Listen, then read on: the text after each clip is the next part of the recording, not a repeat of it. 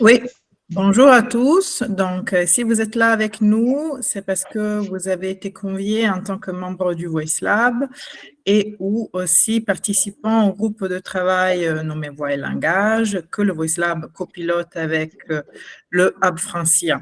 Donc, pour rappel, le Voice Lab a comme une des missions d'être et mission principale celle de collecter des données vocales, des enregistrements et donc gérer aussi le stockage via notre marketplace et aussi proposer des données bien évidemment annotées. Donc, la notation reste un des sujets principaux pour notre association et nous nous sommes aperçus que voilà, c'est un sujet aussi qui s'étend à tous ceux qui sont issus aussi experts du NLP. Et c'est pour cela que c'est un groupe de travail, donc un sous-groupe qui a été abordé dans le groupe Voix et Langage, donc annotation.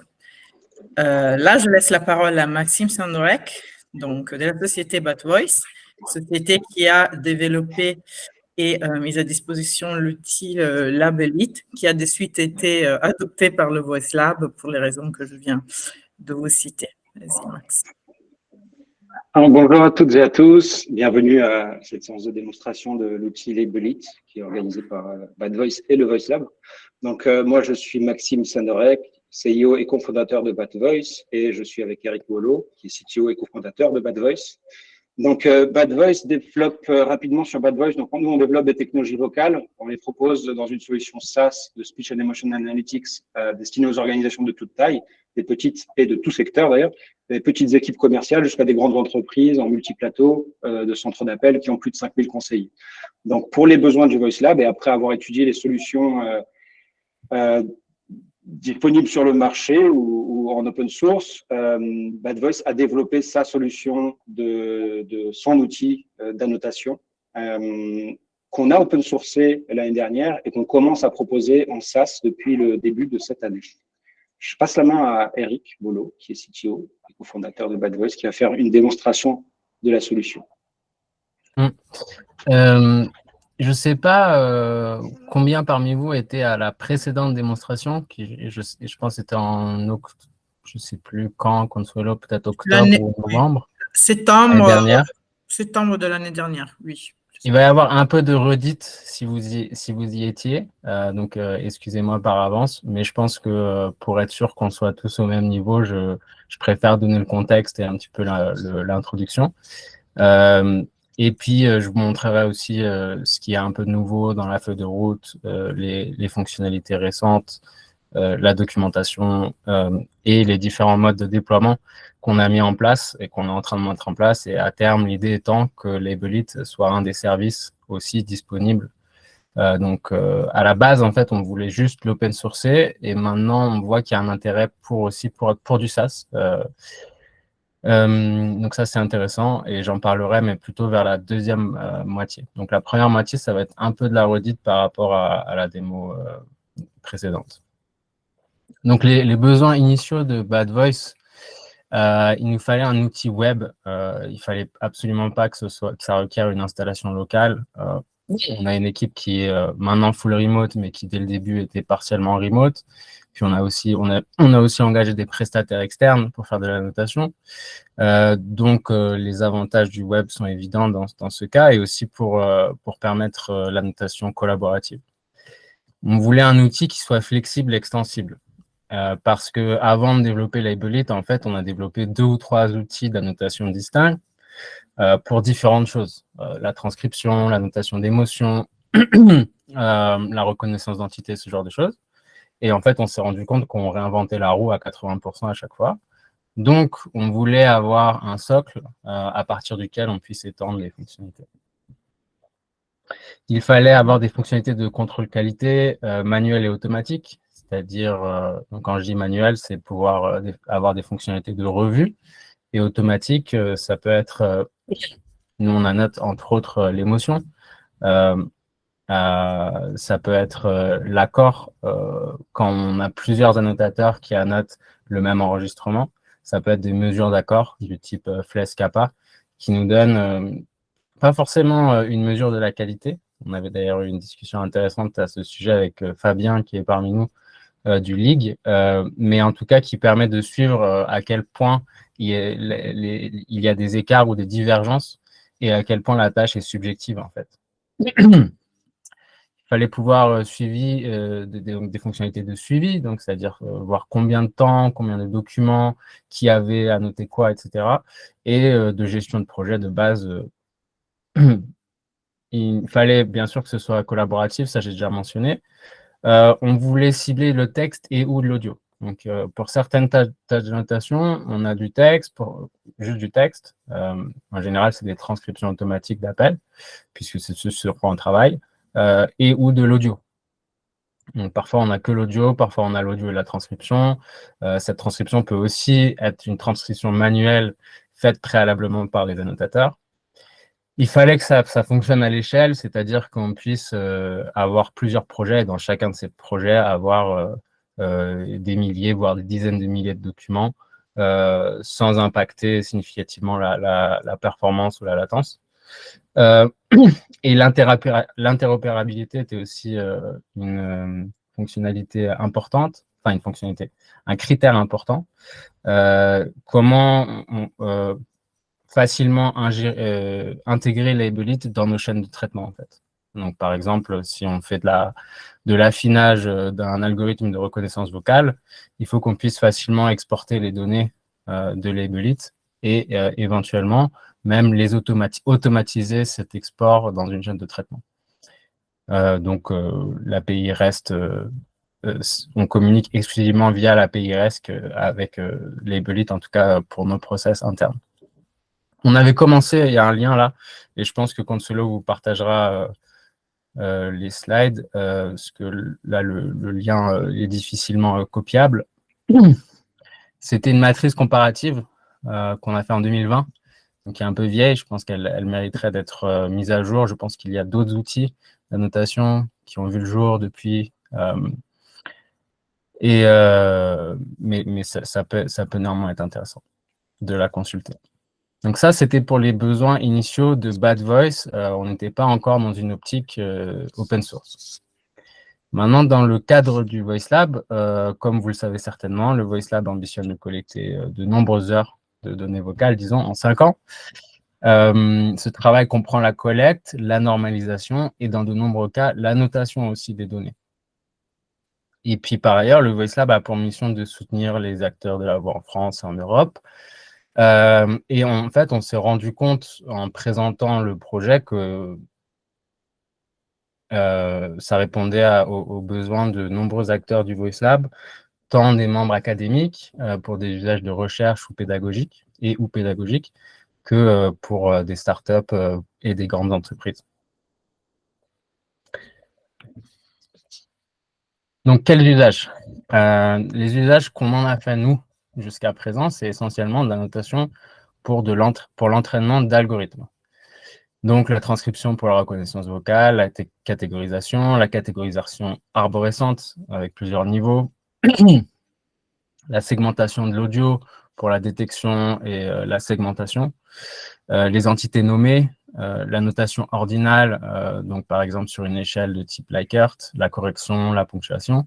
Mais, et là, c'est hors de mon domaine, c'est pour ça que je ne le détaille pas trop, mais les retours qu'on a, c'est qu'on a aussi des usages pédagogiques, que ça peut être utilisé pour les sciences humaines. Là, j'ai mis annotation linguistique, mais en réalité, pour les sciences humaines, plus généralement, je pense qu'il y a un intérêt. Des études perceptuelles, il y a aussi potentiellement des usages cliniques qui sont intéressants. Et des usages, voilà, donc sur l'étude perceptuelle, par exemple, sur la notation d'émotions, ça peut être pertinent. Voilà, l'architecture assez standard pour une application web contemporaine, disons, donc une base de données Postgres, un back-end en Python qui utilise le framework Django et le front-end, bien sûr, en JavaScript, qui, lui, utilise le framework Vue.js. Aujourd'hui, on est encore à la version 2 et on est en train de migrer vers Vue 3.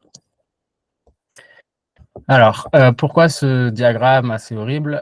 C'est en fait juste pour vous montrer les concepts fondamentaux dans Label It. pareil, si vous avez déjà assisté à ma présente démo, c'est de la redite. On a le concept de projet. Le projet contient des batchs. Les batchs contiennent des documents qui appartiennent à des datasets. Un projet est associé à une ou plusieurs tâches. Et quand on dit tâche dans Labelit, c'est une tâche d'annotation. En fait, c'est typiquement la transcription, c'est une tâche. La catégorisation, c'est une tâche, etc. Et donc ça va produire des annotations qui sont liées à une tâche et qui ont des labels potentiellement. Si c'est de la transcription, ce label va prendre la forme d'un texte. Si c'est de la catégorisation, le label sera l'identifiant unique de la catégorie. Et en fait, c'est comme ça qu'on a structuré Labelit pour pouvoir rajouter d'autres types de tâches au fur et à mesure. Et là, on a des cas d'usage de plus en plus intéressants, des demandes en fait, où on va pouvoir justement vraiment tester la flexibilité, voir jusqu'où on peut aller dans la flexibilité de cet outil. Mais jusqu'à présent, ça nous a bien servi parce que ça nous permet, à chaque fois qu'on veut rajouter un nouveau type d'annotation, ça nous permet de coder uniquement cette partie-là et pas de réinventer la roue par ailleurs. Et la roue en question, la voici, c'est les fonctionnalités cœur. Donc les fonctionnalités cœur, bien sûr, l'enregistrement, l'authentification et l'autorisation des utilisateurs. Donc aujourd'hui, c'est assez simple. On a un système de permission et d'accès qui est à 2 niveaux. C'est très simple. On est soit un annotateur, soit un contrôleur qualité, ou peut-être qu'il faudrait le renommer. Mais en gros, l'annotateur annote et le contrôleur qualité, c'est plutôt des tâches de supervision, d'hypervision et de boucle de retour. Donc, la supervision et la revue, c'est ce dont je parlais, les boucles de retour, faire du contrôle qualité, de pouvoir valider, invalider éventuellement si c'est pertinent pour le projet, puisque dans certains cas, et là, je m'en réfère encore à la discussion très intéressante qu'on a eue avec Fabien Ringeval du Ligue, sur l'annotation, parfois, on ne peut pas invalider une annotation qui a un élément fortement subjectif. Mais si on parle de transcription, on peut parfaitement l'invalider. Par exemple, s'il y a une erreur d'orthographe ou autre. Pouvoir suivre l'effort, notamment avec du chronométrage optionnel pour chaque projet. Des lexiques, ça c'est essentiellement pour des tâches textuelles avec de l'entrée de texte, donc soit de la transcription, soit de la correction de transcription automatique. Et ces lexiques, en fait, ce sont des raccourcis qui permettent de facilement retrouver soit des annotations non verbales, et donc des disfluences, des annotations de locuteurs, des vocabulaires du domaine, et on essaie un peu d'aller même un peu plus loin, de passer du lexique à un schéma d'annotation pour, par exemple, pouvoir supporter, enfin, comment dire, support, je sais pas comment on dit, du TRS, pour pouvoir produire des fichiers TRS, si on le veut. On a eu quelques manifestations d'intérêt dans ce sens. Donc, ça va au-delà des simples lexiques. Là, c'est carrément un markup language, un langage de markup, je ne sais pas comment le dire, qui serait intégré dans Labelit et qui permettrait de créer des annotations textuelles mais structurées, comme du TRS en XML. Je passe. La configuration des tâches. J'ai combien de temps là? Ça fait combien de temps, Consuelo? Est-ce que tu peux me dire? J'ai pas le... Oui. Ouais, ça fait un quart d'heure, oui. Ça fait un quart d'heure déjà. OK. Ouais, Bon. un quart d'heure, vas-y. OK.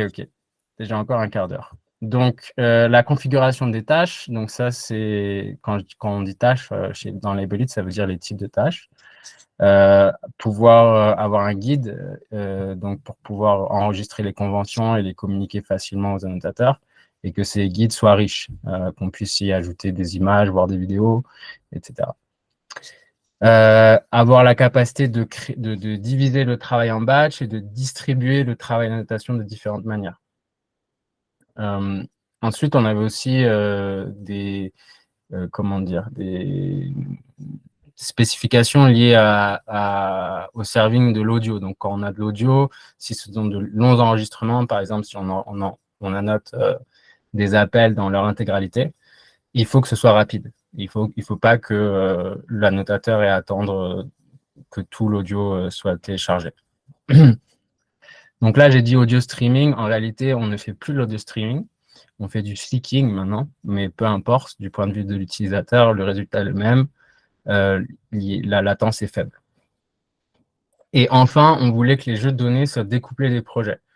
Donc les projets, à l'intérieur d'un même projet, on consomme un jeu de données, mais on peut réutiliser ce jeu de données dans d'autres projets. Ce qui était notamment pas le cas de certains outils web qu'on avait regardés et où, en fait, le concept de projet et de dataset était complètement couplé.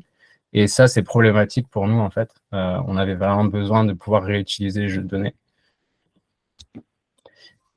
Donc, au-delà des fonctionnalités cœur, il y a les tâches qui sont un peu structurées de plus en plus comme des plugins. Donc, l'habilité permet de personnaliser les tâches. Il faut quand même coder, hein, on s'entend bien, ça ne se fait pas comme ça. Mais la structure est faite pour accueillir d'autres types de tâches.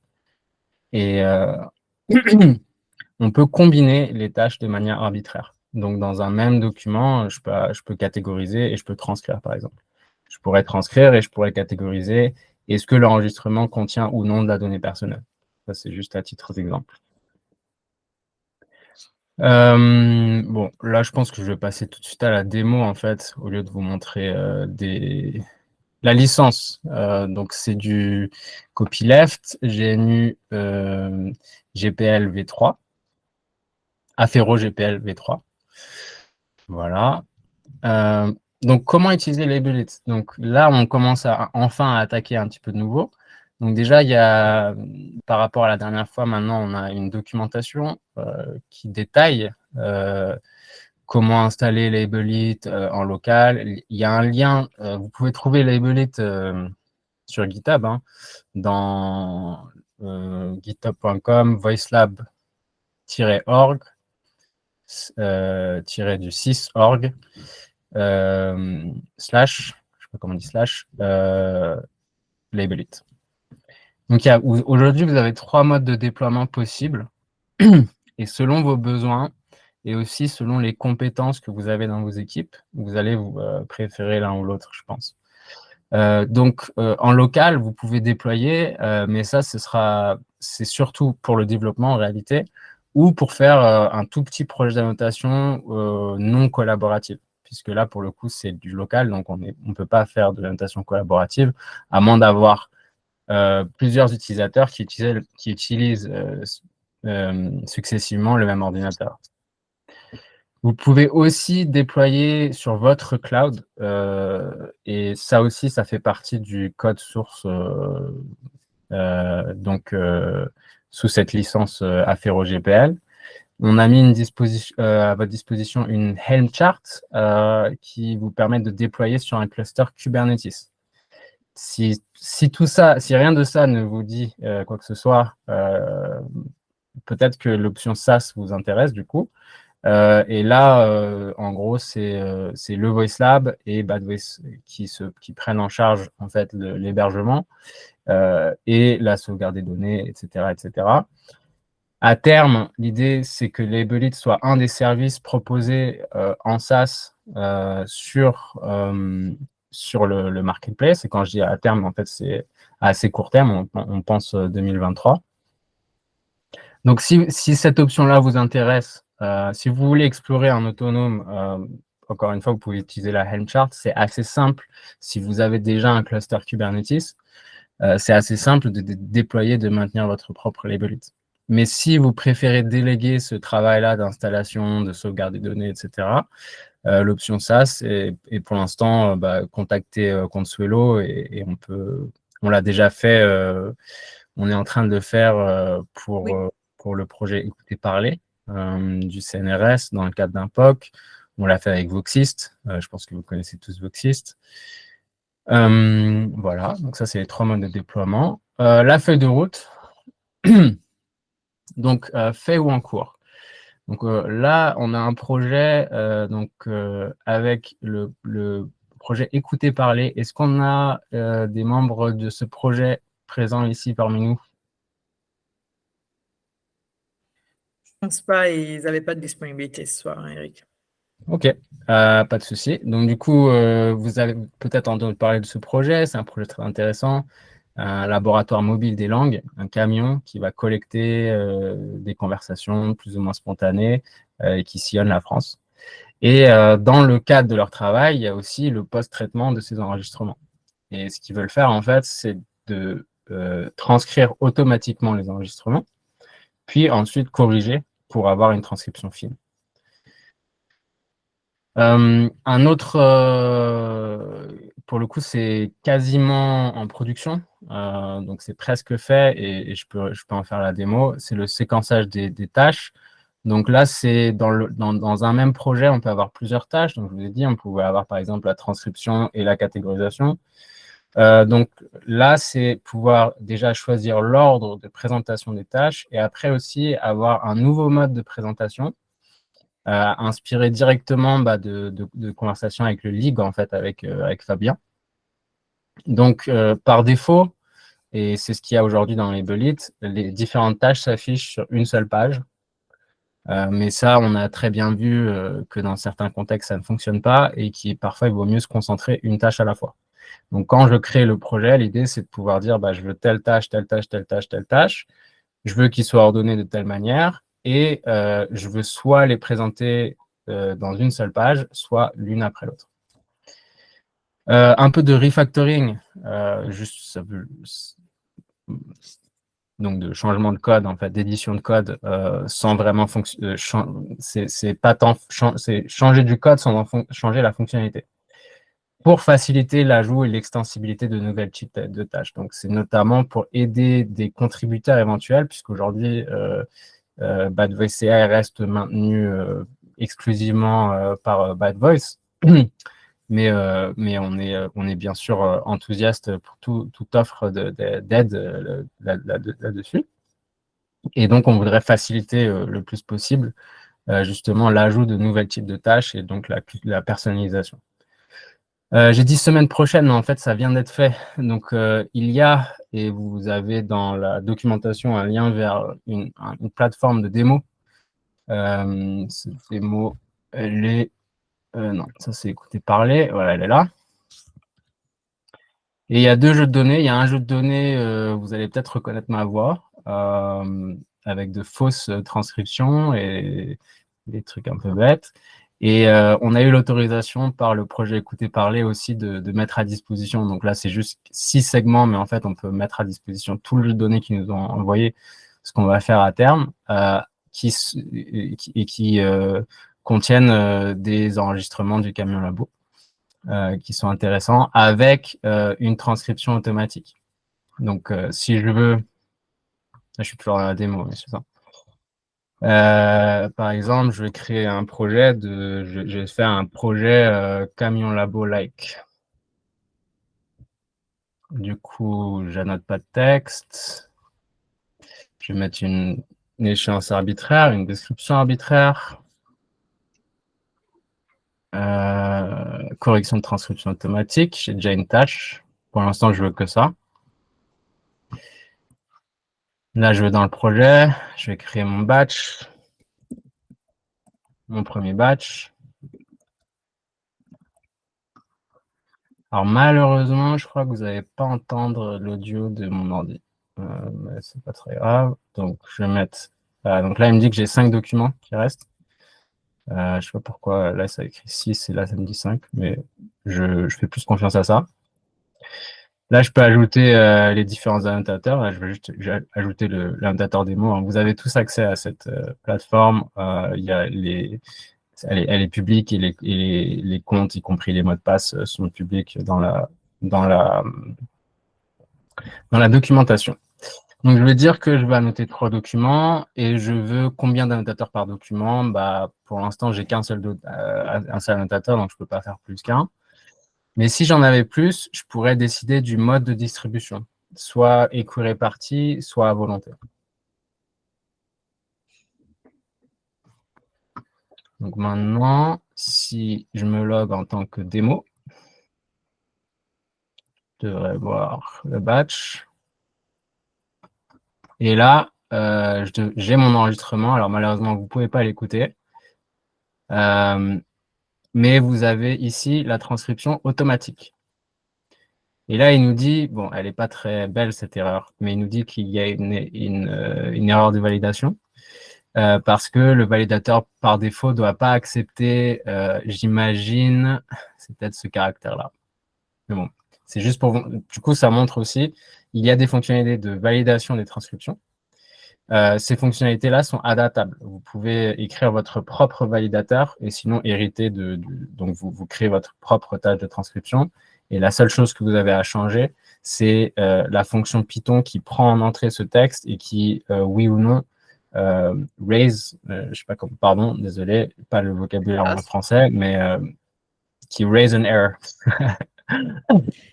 T'effaces l'erreur. Donc là, en l'occurrence, validation error. Eric, quand tu dis t'es connecté en tant que démo, c'est le profil annotateur, c'est ça? Oui, et ça, vous pouvez le voir assez facilement, en fait, au fait que j'ai que accès au projet, alors que si je me log out, et puis d'ailleurs que je peux annoter, donc là, c'est un signe que je suis en compte annotateur, mais si je suis en QA, là, pour le coup, j'ai accès, en fait, je suis manager, j'ai accès à plein de choses. J'ai accès au dashboard, j'ai accès aux jeux de données, j'ai accès aux différentes tâches, aux différents lexiques. Pourquoi ça prend... C'est l'effet démo. Autant de temps. Ah, peut-être qu'on est tous dessus et qu'on n'a pas... on l'a pas bien... ouais, Voilà. un peu, mais ça tourne. Donc, vous pouvez voir... depuis le compte QA, donc je peux aller voir toutes les annotations. Je pense que là, on n'a pas beaucoup de données, mais en tout cas, vous voyez l'idée. Je peux sélectionner les différents types de projets qui m'intéressent. C'est pas très joli. Je peux dire aussi quel annotateur je veux suivre. Et là, j'ai quand même un peu de données. Donc là, ce qu'on voit, c'est sur cette période-là, il y a eu 7 documents annotés. La durée d'audio était de 0,08 heures et ça a pris 0,06 heures. Il faut voir comment se traduit ça en minutes. Mais nous, on parle essentiellement en heures, puisqu'en général, on annote assez massivement les données. Donc, très vite, on arrive à des chiffres assez conséquents. Donc, on a les statistiques, on va dire, synthétiques par annotateur, des statistiques globales et par annotateur et par jour. Donc, ça, c'est ce que je disais dans les fonctionnalités de supervision, de voir, en fait, de pouvoir tout simplement suivre ce qui est fait sur les différents projets. Dans les projets, je vous ai montré déjà comment créer un projet, comment créer un batch, mais je peux aussi aller, du coup, pour vous montrer une fonctionnalité de retour, je vais me reloguer en tant que démo. Je vais aller dans mon projet, mon premier batch. Alors, juste pour la démo, je vais dire ma transcription complètement fausse. Voilà. Et maintenant, je pense qu'on avait dit, donc si je reviens en tant que QA, dans le batch, je vois que je peux revoir et donc valider ou invalider. Si je l'invalide, je peux dire c'est n'importe quoi. C'est dur. Et Ouais. donc voilà. Et donc maintenant, bon, on est gentil hein, entre nous, on ne s'envoie pas des messages comme ça, je vous rassure. Mais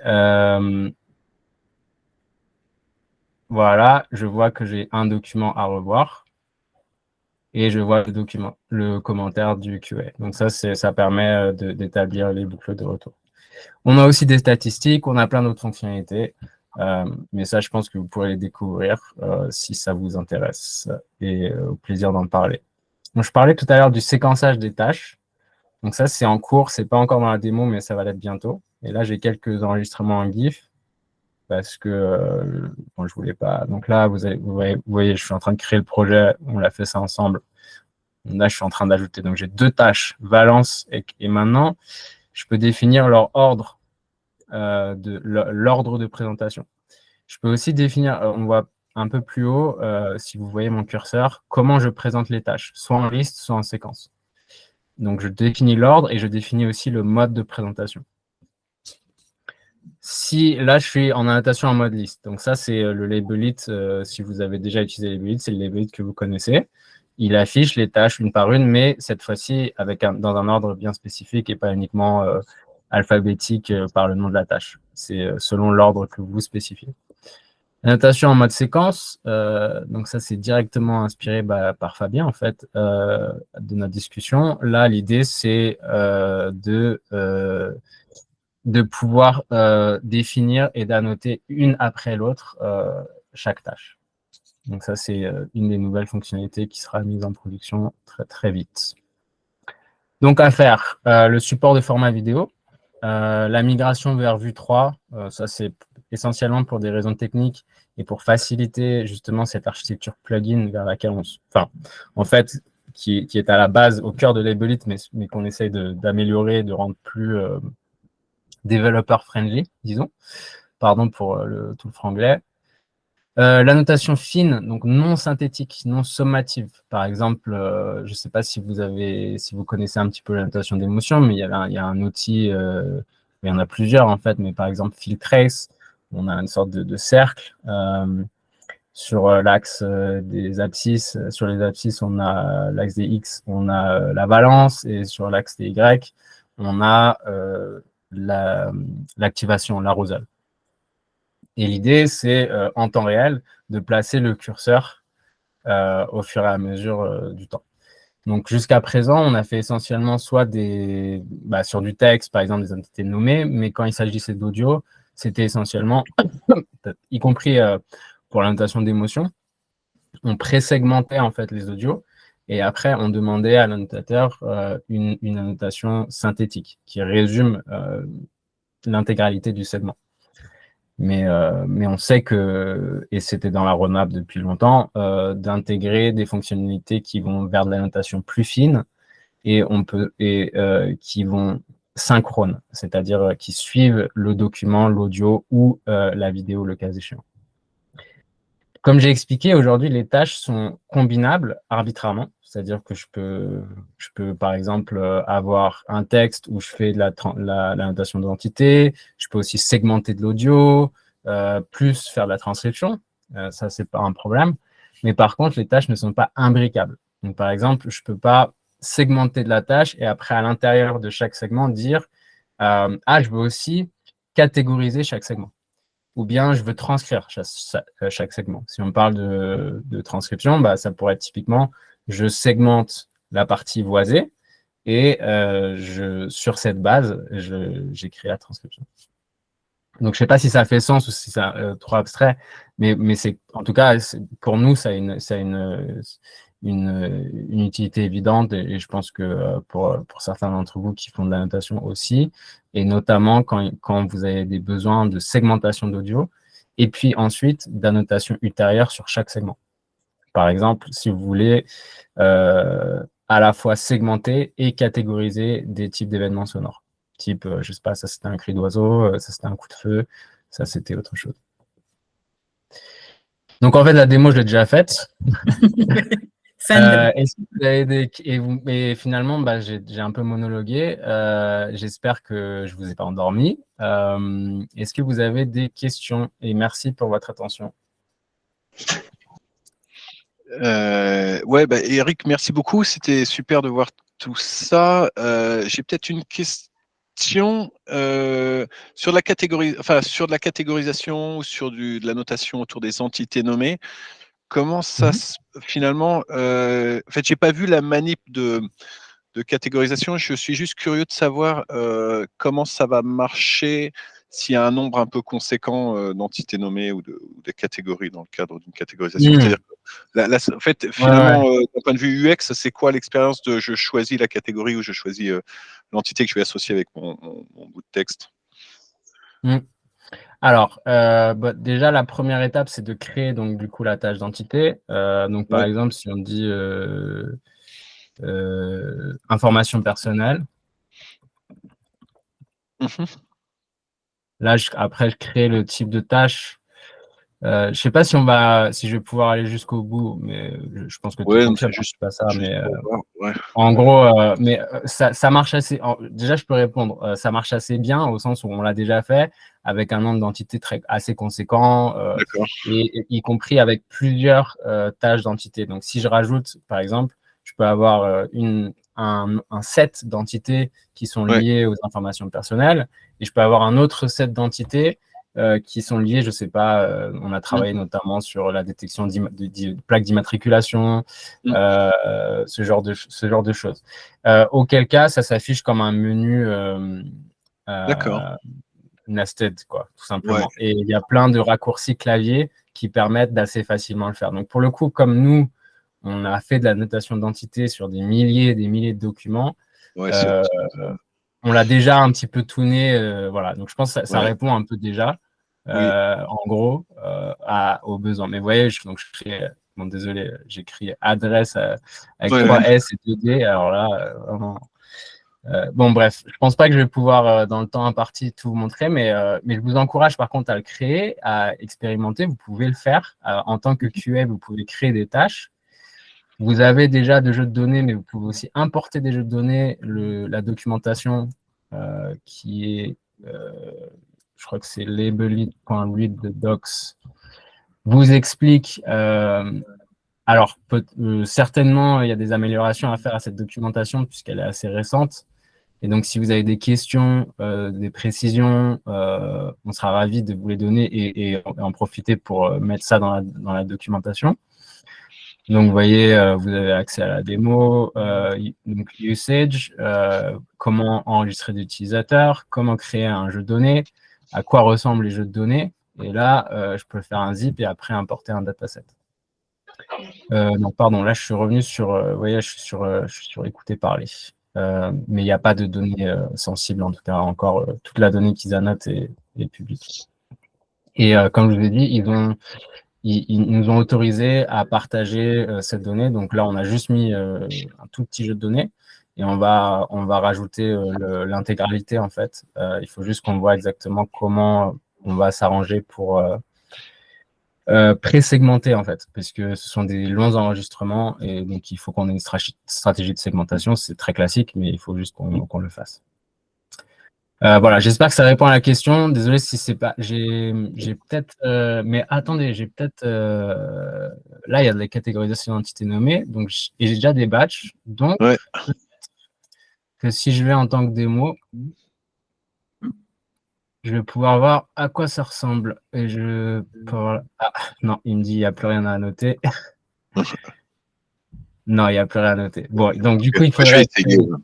créer un autre projet et dedans un autre batch, ou que sais-je, etc. Donc là, désolé, je ne peux pas le montrer tout de suite, mais vous pouvez par contre, vous avez accès à toutes les fonctionnalités sur la démo. Donc, n'hésitez pas à essayer. Et puis, on est aussi toujours preneur de retour.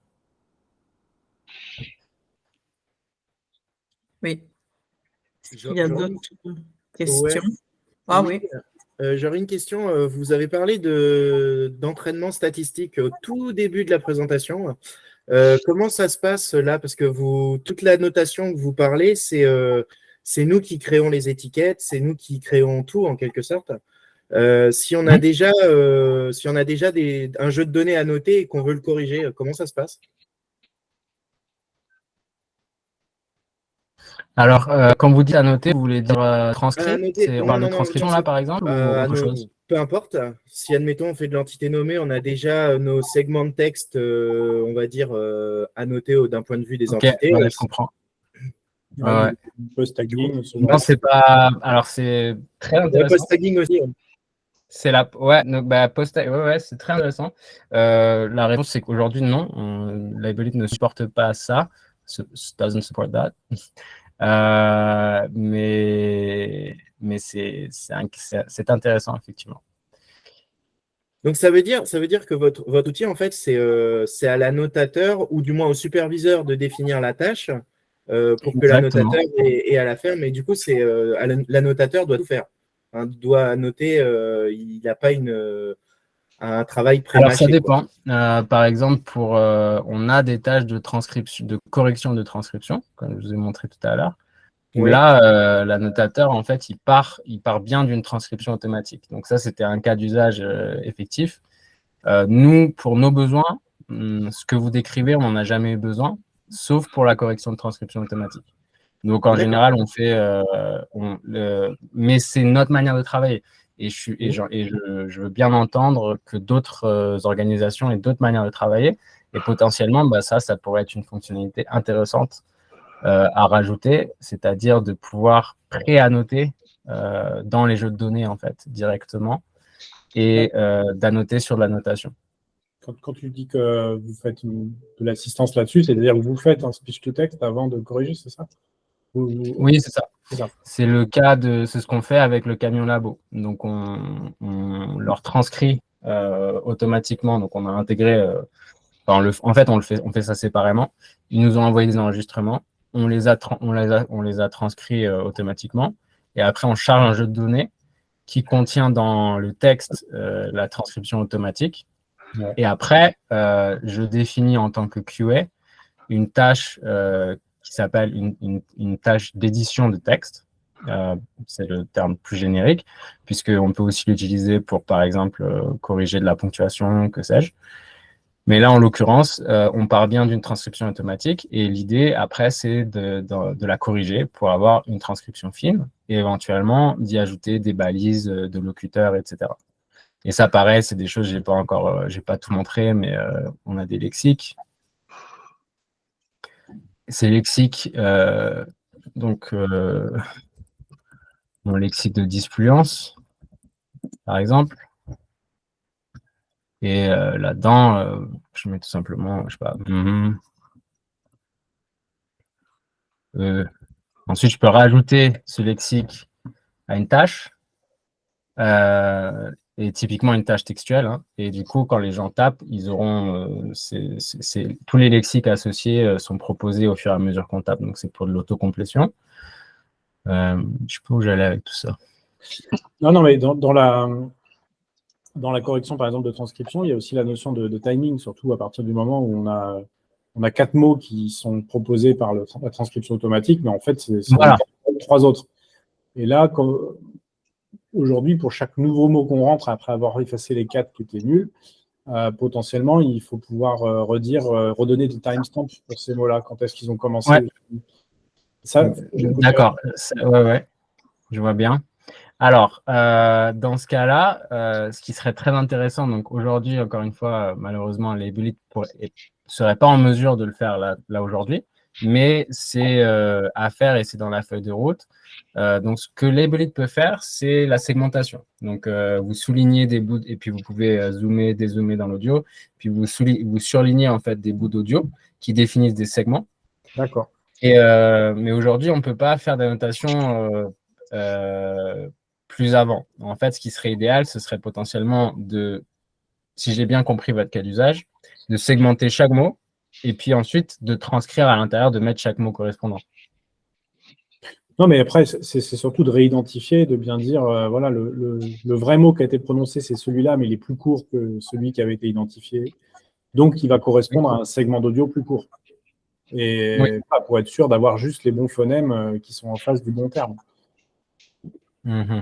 C'est juste ça, c'est pour éviter que on mémorise le mot avec un phonème qui appartient en fait au mot suivant dans la partie audio. Oui, si vous utilisez toujours les timestamps de la transcription automatique, à ce moment-là, je pense qu'effectivement, pour obtenir ensuite les timestamps, donc en l'état, ce que je ferais si j'étais confronté, et d'ailleurs on l'est confronté à un peu ce genre de problème, c'est je ferais d'abord de la correction et ensuite j'utiliserai un algorithme d'alignement pour retrouver à partir de la correction correcte, de la transcription correcte, retrouver les timestamps correspondants. Je ne sais pas si je demanderais à nos annotateurs, de définir précisément le timestamp de début et de fin de chaque mot. Ça me semble très laborieux comme tâche, mais encore une fois, ça dépend de l'échelle aussi. si vous annotez très très finement 10 documents, je veux bien voir que c'est pertinent. Mais dans nos cas où typiquement on va annoter des heures et des heures d'audio, on va pas à ce niveau de détail et on laisse plutôt le travail de timestamping à un algorithme d'alignement qui va exporter la donnée de Labelit et puis ensuite retrouver potentiellement les bons bons timestamps en comparant la transcription, en ayant la transcription automatique, la correction et un algorithme d'alignement qui utilise les deux pour pouvoir retrouver les bons timestamps des mots de la correction. Mais ça, je pense que c'est typiquement le genre de comment dire, de challenge qu'on va rencontrer avec le Camion Labo. Là, aujourd'hui, ils sont encore en phase d'expérimentation. Et donc, à voir quel est le niveau de détail qu'ils veulent avoir dans leur animation. En tout cas, c'est très intéressant comme cas d'usage. Ouais. Il y a 2 ans, quand j'ai fait un benchmark là, des solutions de transcription du marché, l'autre aspect, effectivement, c'était les entités nommées. C'est-à-dire, je voulais être capable de discriminer les différentes solutions du marché entre celles qui accordent correctement les verbes, celles qui se ratent pas trop sur la ponctuation et celles qui reconnaissent des entités nommées, potentiellement même des noms propres de lieux ou de personnes, parce qu'ils ont sans doute un corpus plus moderne, plus à jour. Et donc, pour ce faire, j'ai utilisé Spacy pour pouvoir avoir du post-tagging de tout mon corpus qui avait été préalablement corrigé nickel. On avait une 20aine d'heures. Mais effectivement, Spacy, il ne fait pas que des merveilles, quoi. Il a tendance à confondre des adjectifs avec des adverbes ou voir des verbes là où il n'y en a pas. Enfin bref. Donc, je sais que j'ai un petit quota d'erreur un peu violent. D'un autre côté, la seule façon de m'en rendre compte, c'est que j'ai utilisé le même Spacy pour juger mon transcript de référence et mes transcripts candidats. Donc, en espérant qu'ils fassent les mêmes erreurs aux mêmes endroits sur les mêmes mots.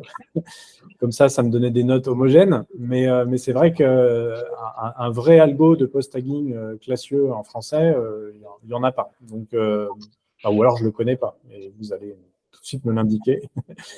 Donc voilà, c'est pour ça que je suis assez intéressé à l'idée d'avoir… En réalité, non, nous non plus, on ne l'a pas trouvé. C'est pour ça qu'on la note. Et souvent, on a des contextes très particuliers. Donc, c'est pour ça qu'on annote nous-mêmes des enregistrements. Alors, typiquement, par contre, on fait de l'apprentissage de transfert. C'est-à-dire qu'on ne réinvente pas tout. Quand on a déjà fait annoter des entités et qu'on a entraîné un algo dessus, on va réutiliser cette donnée s'il s'agit de noms, d'adresses, de choses qui se retrouvent quasiment partout. Mais parfois, on a quand même besoin, pour affiner notre algorithme, en tout cas avec les technos qu'on utilise aujourd'hui, de réannoter. Je précise juste une chose, c'est que Labelit, en l'état, est vraiment purement un outil d'annotation. Ce n'est pas un outil qui va générer des entités nommées ou transcrire quoi que ce soit. C'est vraiment, son but, c'est surtout de vous aider à annoter de la donnée. Et sur ce point-là, justement, tu as dit au début là, que tout était apaisé. Donc, justement, ça m'intéresse, moi, de savoir si, justement, la définition des catégories, des entités nommées, tous ces aspects-là, en fait, on peut populer tout ça via les API en amont. C'est-à-dire que si derrière, il y a un outil… Oui, c'est ça. En fait, le front-end, il communique via l'API. Donc, tout ce que le front-end fait, vous pouvez le faire oui, je comprends. Ouais. Par ailleurs. Ok.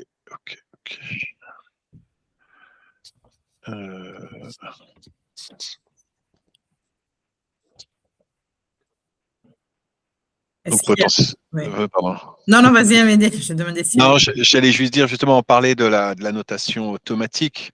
En réalité, il n'y a rien qui empêche justement de faire je ne sais pas comment dire, de créer des datasets, de les charger dans l'outil, ensuite de faire la notation automatique via quel que soit le mécanisme, et en fait d'utiliser les API finalement pour faire cette annotation dans Labelit et après avoir des passes de relecture, de révision via l'outil en fait.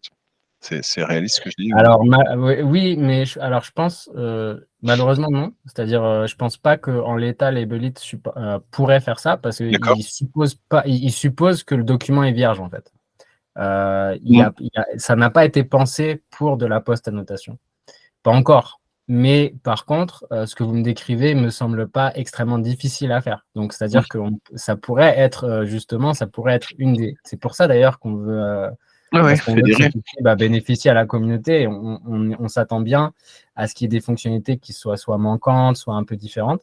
Et là, en l'occurrence, je pense que c'est la première fois que le sujet est évoqué, donc c'est très intéressant, de post-annotation et de pouvoir faire plusieurs cycles en fait, d'annotation potentiellement, soit avec une première, comment dire, si on prend les entités, l'exemple que vous prenez, on fait un premier jet automatique et on corrige de la même manière qu'aujourd'hui, on peut le faire. On peut faire de la post-annotation, mais uniquement sur la transcription. Et je pense que ça peut être très intéressant de le systématiser et donc, du coup, de permettre cette annotation potentiellement avec plusieurs itérations successives. Et je pense que, maintenant que j'y pense, le sujet, mais pas dans le cadre de Label It, a déjà été évoqué pour certains jeux de données qu'on veut collecter dans le cadre du VoiceLab. All right. Merci.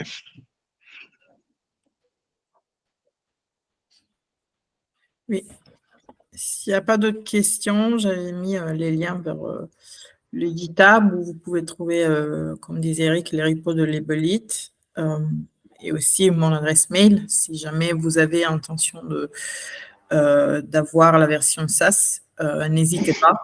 Donc, nous sommes là pour côté VoiceLab et aussi Voice.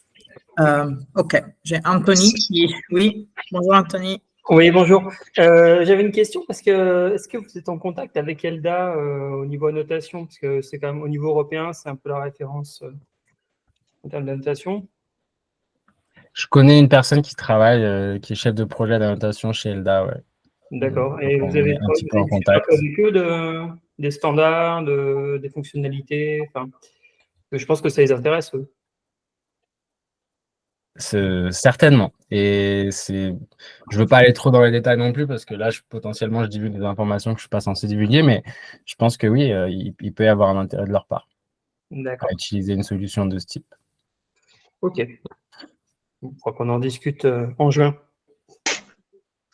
Oui.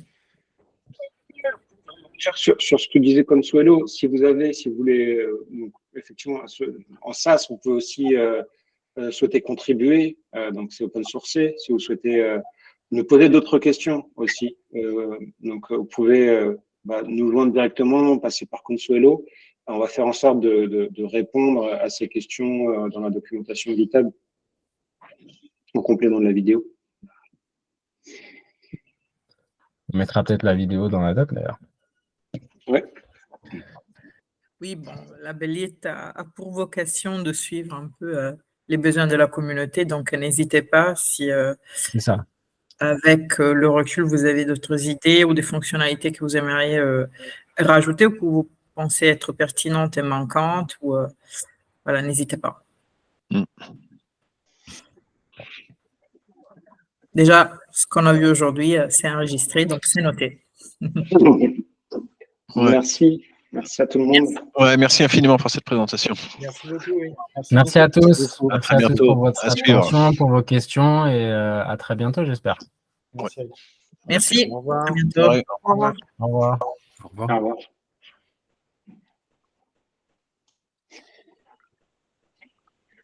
Alors. Merci, c'était vraiment bien, c'était cool. Merci Fabien. Fabien. Oui. J'ai On gardé une enregistre question pour demain. encore, Max?